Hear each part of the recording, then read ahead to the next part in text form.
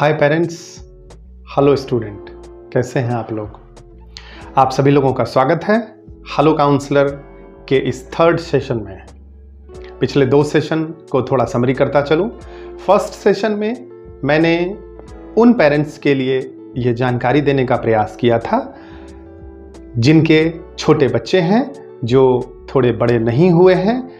मैंने उसमें ये बताया था कि आपके बच्चे आपके हर बिहेवियर को बेस बनाकर लर्न करते हैं और उसी बिहेवियर को सीखकर भविष्य के बिहेवियर को डिसाइड करते हैं। तो माता पिता के द्वारा किया गया कोई भी अच्छा काम बच्चे के भविष्य को अच्छा बनाएगा और माता पिता के द्वारा किया गया कोई भी ऐसा काम जो सामाजिक, पारिवारिक या देश हित में नहीं हो, वो बच्चे को मोरली डाउन करेगा और कहीं ना कहीं उसकी सोच को गलत दिशा में ले जाएगा और वो भी एक गलत व्यक्ति बन सकता है।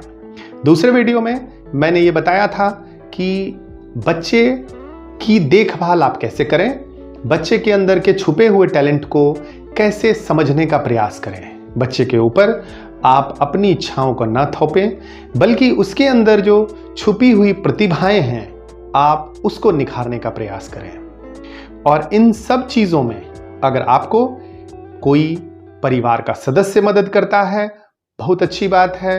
कोई साथी मदद करता है, कोई टीचर मदद करता है, आप उन सब की मदद लें। और अगर आपको लगता है कि आपको किसी एक्सपर्ट की मदद लेनी चाहिए, तो आप अपने स्तर से पता करें कि आपके आसपास कौन बेहतरीन काउंसलर उपलब्ध है जो आपको इस तरह की चीज़ों को डिसाइड करने में अच्छे से गाइड कर सकता है। तो जैसा कि मैंने पिछले वीडियो में कहा था, मैं आज के इस सेशन 3 में 2 टॉपिक को कवर करूंगा। पहला टॉपिक है कि आप एजुकेशन कैसी दें अपने बच्चे को, या मैं स्टूडेंट से भी ये बात कर रहा हूं कि आपको कैसा एजुकेशन मिलना चाहिए। क्या आपको ऐसा एजुकेशन मिलना चाहिए जिससे आप बड़े बाबू बन जाएं, या किसी कंपनी के एमडी बन जाएं, या आप पैसे कमाने की एटीएम मशीन बन जाएं? क्या आप ऐसा एजुकेशन चाहते हैं, या आप ऐसा एजुकेशन चाहते हैं जहां आपको अपने कर्तव्य का बोध हो, अपने दायित्व का बोध हो, अपने अधिकार का बोध हो, आपके देश का कैसे डेवलपमेंट हो, आप उसके बारे में सोचें। आप जिस सोसाइटी में रहते हैं उस सोसाइटी को डेवलप कैसे किया जाए उसके बारे में सोचें। आप खेत में काम करते हैं तो उसके अंदर जो अनाज उगता है उसके क्वालिटी को कैसे इंप्रूव किया जाए उसके बारे में सोचें। या आप किसी ऐसे देश में हैं जहां कोई आर्थिक समस्या है, कोई और राजनीतिक समस्या है, कोई एजुकेशन का सिस्टम में प्रॉब्लम है, वहाँ इंडस्ट्री डेवलप नहीं हो रहा है, तो आपका एजुकेशन क्या ऐसा होना चाहिए जिससे कि वहाँ की इन समस्याओं को ठीक किया जा सके। या फिर ऐसा एजुकेशन होना चाहिए जिसको आपने 2-3 वर्ष के बाद से लेकर 20 वर्ष तक जिस एजुकेशन को आपने लिया उसका आपके प्रैक्टिकल लाइफ में कोई उपयोग ना हो, ऐसा एजुकेशन चाहते हैं। तो हम बात करेंगे कि एजुकेशन कैसे दें, अच्छा एजुकेशन कैसे दें आप अपने बच्चों को। तो ये जानकारी थोड़ा सा दे दूं कि हमारे देश में 500 से ज़्यादा यूनिवर्सिटी है, 5000 से ज़्यादा बिजनेस कॉलेज हैं, लाखों स्कूल हैं, करोड़ों शिक्षक हैं, और अब तो ऑनलाइन पढ़ाई हो रही है, हर घर में टीचर हैं, दुनिया के किसी भी शिक्षक से आप एजुकेशन ले सकते हैं। तो एजुकेशन अच्छा कैसे हो, कैसे चुनाव करेंगे? क्या एक महंगे स्कूल में एडमिशन हो जाना अच्छे एजुकेशन की गारंटी है? क्या किसी अच्छे कोचिंग संस्थान में बच्चे का एडमिशन करा देना अच्छे एजुकेशन की गारंटी है? अगर आप ऐसा सोचते हैं तो आप कहीं ना कहीं गलत हैं। अच्छा एजुकेशन वो है जो आपके बच्चे को मोरली स्ट्रांग बनाता हो। अच्छा एजुकेशन वो है जो आपके हमारे देश, हमारे इंडिया के इकोनॉमिक सिस्टम को समझने में मदद करता हो। अच्छा एजुकेशन वो है जो हमारे देश की पॉवर्टी के ऊपर कैसे काम करके उसको इम्प्रूव किया जाए, गरीब लोगों को किस तरह से स्किल की ट्रेनिंग देकर कैसे उनको एजुकेट करके एक स्किल्ड पर्सन बनाया जाए, वैसा एजुकेशन सही है।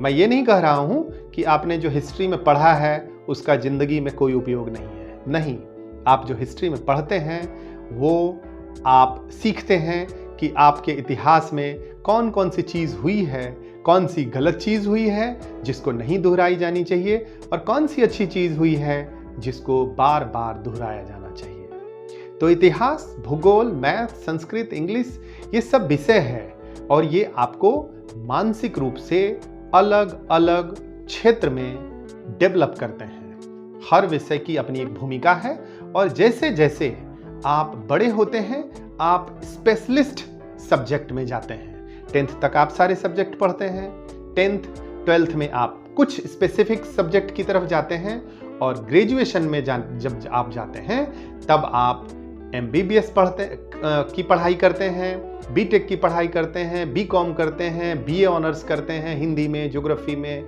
या आप BSc करते हैं मैथ में, फिजिक्स में, केमिस्ट्री में। तो आप एक स्पेसिफिक सब्जेक्ट को पढ़ते हैं। ये है हमारा एक बेसिक एजुकेशन सिस्टम।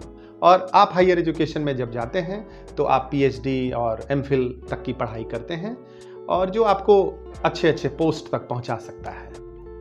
लेकिन क्या ये अच्छा एजुकेशन सिस्टम है? फिर से यही सवाल है। एक बार पुराने समय में चलते हैं। रामायण आपने जरूर सुना होगा कि भगवान राम को बचपन में राजा दशरथ ने जंगल में युद्ध कलाओं के लिए भेजा। युद्ध कला किस लिए था? युद्ध कला था देश की, उनके साम्राज्य की रक्षा के लिए। जंगल में उन्होंने सीखा कि किस तरीके से विपरीत परिस्थिति में जिंदा रहा जाता है। जंगल में उन्होंने सीखा कि किस तरीके से दुश्मन की पहचान होती है और कौन कौन से अस्त्र शस्त्र से उस पर विजय पाया जाता है। इसके अलावा उन्होंने वहां पर यह भी सीखा कि कैसे मिल बांटकर थोड़ी चीजों में भी कैसे मिल बांट कर रहा जा सकता है, कैसे विषम परिस्थितियों में भी जिया जा सकता है। और उसके अलावा उन्होंने वहीं पर अपनी पत्नी सीता को भी ढूंढने और उनको पाया। तो ये एजुकेशन सिस्टम है। ये एजुकेशन सिस्टम था, है नहीं। एजुकेशन सिस्टम जो है वो तो आप सब लोग जानते हैं। ये हमारे देश का एजुकेशन सिस्टम था जहां हम बच्चों को 8 वर्ष की उम्र में माता पिता से अलग गुरु के शरण में भेजते थे और वो वहां विभिन्न विद्याओं को सीखते थे। तो क्या आज ये संभव है? शायद नहीं। दूसरी चीज कि जब हम एजुकेशन की बात करते हैं तो बात सबसे पहले स्कूल की बात आती है। स्कूल की बात आती है प्राइवेट, सरकारी। तो यहां पर सरकारी स्कूल को लेकर लोगों के मन में बड़ी नकारात्मकता है। इस देश के बड़े बड़े लोगों ने, जिनको आप जानते हैं, उन्होंने सरकारी स्कूल से ही पढ़ा है। प्राइवेट स्कूल से पढ़ने वाले बच्चे बुरे होते हैं या वो सिर्फ IIT या मेडिकल में जाते हैं, ऐसी बात नहीं है। सरकारी स्कूल के भी बच्चे अच्छी जगह जाते हैं। आज आप देखिए इस देश के प्रशासनिक तंत्र में ज़्यादा से ज़्यादा बच्चे सरकारी स्कूल में या गवर्नमेंट यूनिवर्सिटी में पढ़े हुए बच्चे हैं। DU के, JNU के, जामिया के, IP के बच्चे हैं, या फिर देश के जो भी विभिन्न स्थानों में अलग अलग यूनिवर्सिटी है, वहाँ से पढ़े हुए लोग आज हमारे पूरे देश के प्रशासन को चलाते हैं। तो क्या प्राइवेट स्कूल खराब है? नहीं। या सरकारी स्कूल खराब है? नहीं। हर चीज की एक लिमिटेशन है। सरकारी स्कूल ने सब्जेक्ट के ज्ञान को एक ट्रेडिशनल तरीके से बच्चों में दिया और उनके अंदर जो सिखाने की, सरकारी स्कूल में जो सिखाने की पद्धति होती है वो एक ट्रेडिशनल पद्धति है, पुरानी पद्धति है। उसमें विषय को सिखाने पर जोर दिया जाता है, याद करने पर जोर दिया जाता है और थोड़े से टेक्निकल चीज़ों का इन्वॉल्वमेंट उसमें नहीं होता है। लेकिन आज आप देखिए, सैनिक school, Navodaya school, Sarvodaya school, हजारों ऐसे विद्यालय हैं जो सरकारी विद्यालय हैं और वहां पढ़ने वाले बच्चों ने इस देश के विभिन्न क्षेत्र में नाम कमाया है, सर्वोच्च स्थान पाया है। तो क्या प्राइवेट स्कूल सिर्फ पैसे की लूट का केंद्र है? नहीं। प्राइवेट स्कूल के स्किल, वहां के जो टीचर्स हैं वो टेक्निकल तरीके से, इंटरेस्टिंग तरीके से पढ़ाते हैं। प्राइवेट स्कूल में कैसे सिखाया जाता है? वहां पर जो बुक्स होते हैं उसके अंदर प्रैक्टिकल चीजें ज्यादा होती है।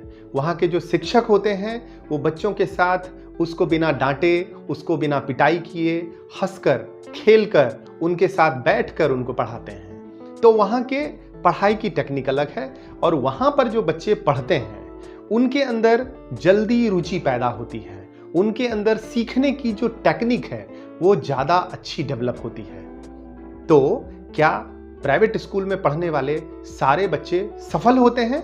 नहीं। और सरकारी स्कूल में पढ़ने वाले सारे बच्चे असफल होते हैं? नहीं। तो आप किसी स्कूल को बच्चे के एजुकेशन का पैमाना बिल्कुल मत बनाइए। अगर आप किसी स्कूल को एजुकेशन का पैमाना बना रहे हैं तो शायद आप गलत कर रहे हैं। पर मैं ये जरूर कहूंगा कि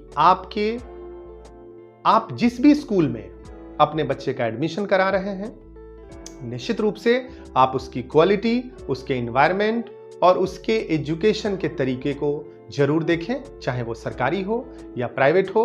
बच्चा वही सीखेगा जो उसके अंदर नेचुरल क्वालिटी है। कोई बच्चा जल्दी सीखेगा, कोई बच्चा धीरे सीखेगा। सीखने की कैपेसिटी अलग होती है। अब एक चीज मैं यहां ऐड करना चाहूंगा जो आज के शेड्यूल में बड़ा इंपॉर्टेंट हो गया है।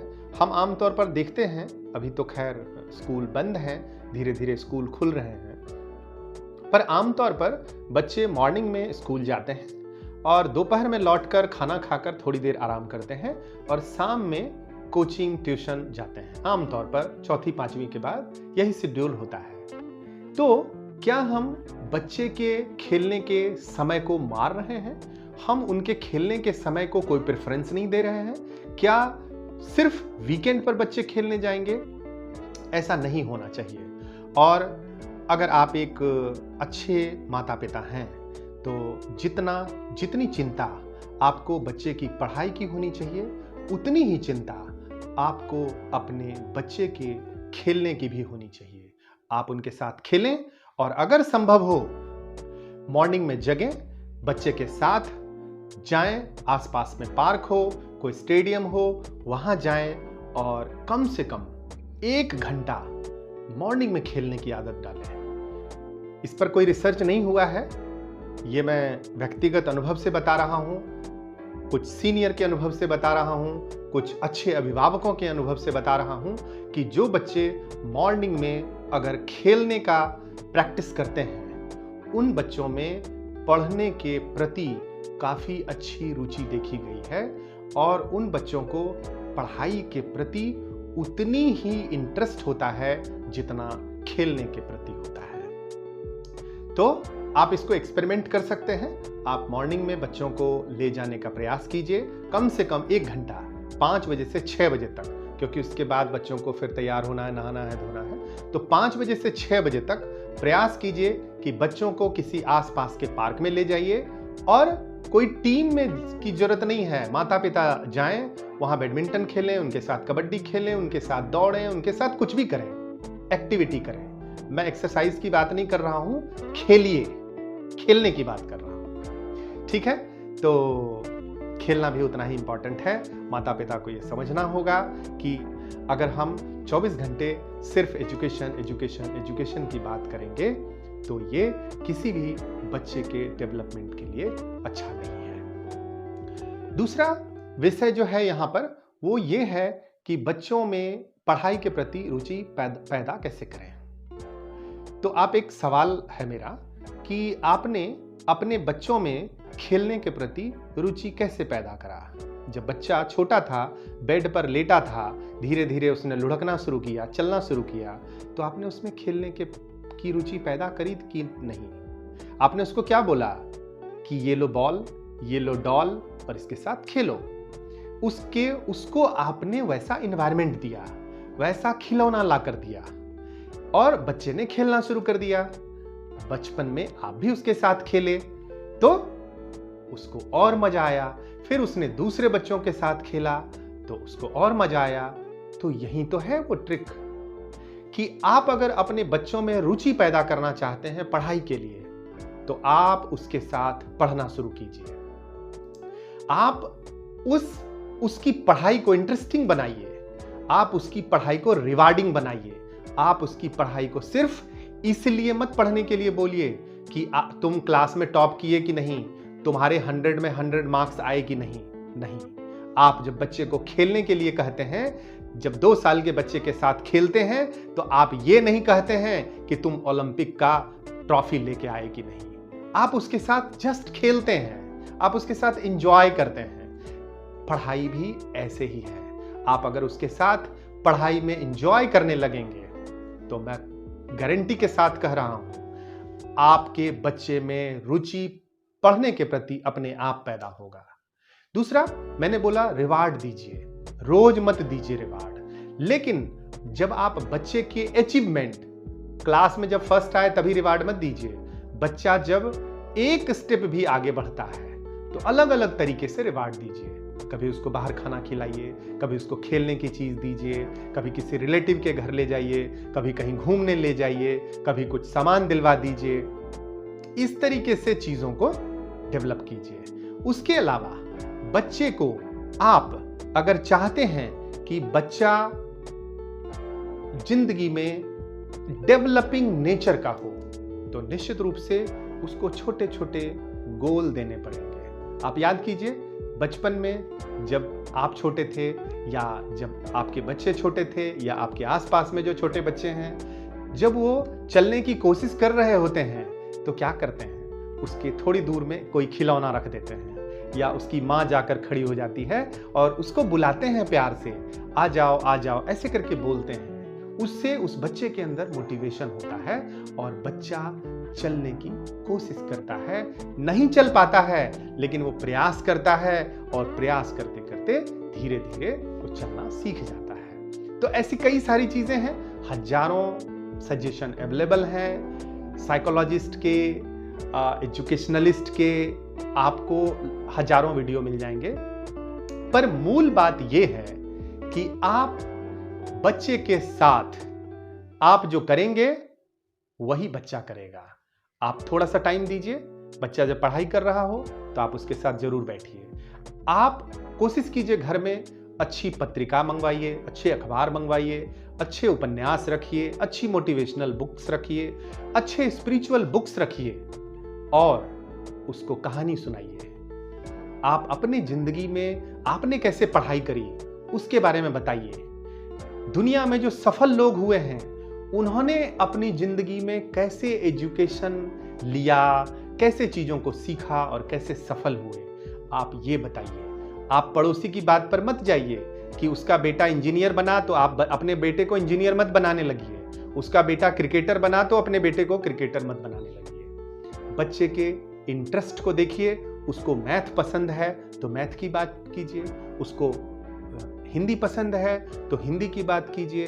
और आज के समय में दुनिया में कोई भी ऐसा विषय नहीं है जिसमें करियर नहीं है। मैंने आपको कहा, एजुकेशन IIT और IIM में पढ़ने के बाद चेतन भगत राइटर बनते हैं, तो कौन से व्यक्ति में कौन सी प्रतिभा छुपी हुई है ये कहना बहुत मुश्किल है। आप उसको उसकी रुचि की चीजों में मदद कीजिए और ये हमेशा याद रखिएगा कि देश हित में आप बच्चे को एडुकेट करें। अगर आप देश हित में बच्चे को एजुकेट नहीं करेंगे तो शायद आप असफल हो जाएंगे।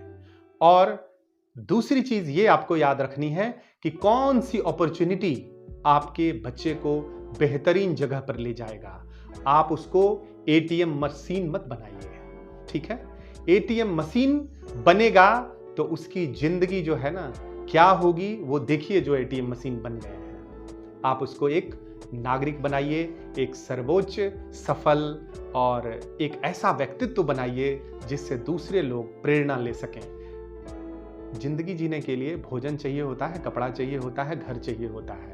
आप कहीं पर भी एजुकेशन लेंगे, अगर अच्छे से लेंगे, चाहे वो खेल हो, चाहे वो पढ़ाई हो, चाहे वो बिजनेस हो, चाहे इंजीनियरिंग हो, चाहे मेडिकल हो, आपको जिंदगी जीने के लिए इतनी चीजें मिल जाएगी कि आप सफल हो सकते हैं। इसीलिए अच्छे एजुकेशन सिस्टम को समझिए, अपने बच्चों को अच्छे से एजुकेट कीजिए, उनको एक अच्छा एनवायरनमेंट दीजिए और आप भी बच्चों के साथ पढ़िए।